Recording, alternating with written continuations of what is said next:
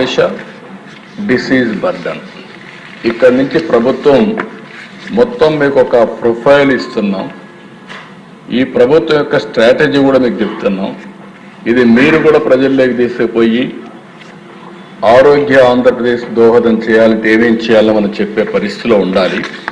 అందుకే ఇక్కడికి వచ్చిన దిశ నేను మొన్న చెప్పాను, టాప్ 10 డిసీజెస్ 80% రోగులు కాంట్రిబ్యూట్ చేసే పరిస్థితి వస్తుంది. హైయెస్ట్ వచ్చి కార్డియోవాస్కులర్ డిసీజ్ 18 నుంచి 22%, హైపర్ టెన్షన్, అదే మరి హార్ట్ డిసీజెస్, స్ట్రోక్ ఇవన్నీ వస్తున్నాయి. ఇది టాప్ 3 చూస్తే east Godavari, Visakhapatnam, Guntur. 2 diabetes. Heart diseases అంటే మీరు గుర్తుపెట్టుకోవాల్సింది హెవీ ఫ్యాట్ తినడం, గీ కానీ ఆయిల్ కానీ ఇవన్నీ కన్జంప్షన్ హెవీగా ఉండేదానివల్ల ఈ ప్రాబ్లం వస్తుంది.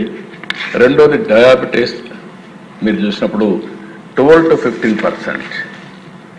ఇది కూడా లైఫ్ స్టైల్స్, కార్బోహైడ్రేట్స్ ఎక్కువ తింటే ఆటోమేటిక్గా డయాబెటీస్ అవుతున్నారు. చిన్న ఏజ్లో అయిపోతున్నారు, 25-20 సంవత్సరాలు అవుతున్నారు. ఇది చాలా భయంకరంగా ఉంటుంది. కృష్ణా, చిత్తూరు, నెల్లూరు ఈ 3 జిల్లాలు ప్రిడామినెంట్.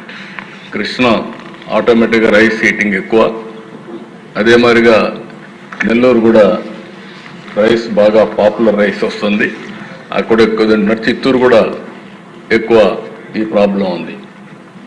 ఇక్కడికి వచ్చే కొంత ప్రదేశం మూడోది వచ్చి రెస్పిరేటరీ డిసీజ్ 10 to 12%, ఆస్మా మిగిలినటన్నీ కూడా. దీనికి కూడా కారణం మనం చూస్తే ప్రకాశం, కర్నూలు, అనంతపురం ఉంది.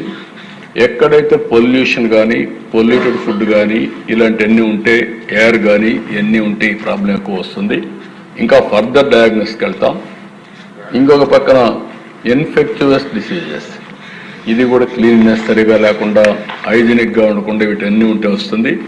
9 to 11%. TB, diarrhoea diseases Srikakulam, Vizianagaram, Kadapa ప్రిడామినెంట్గా ఉన్నాయి.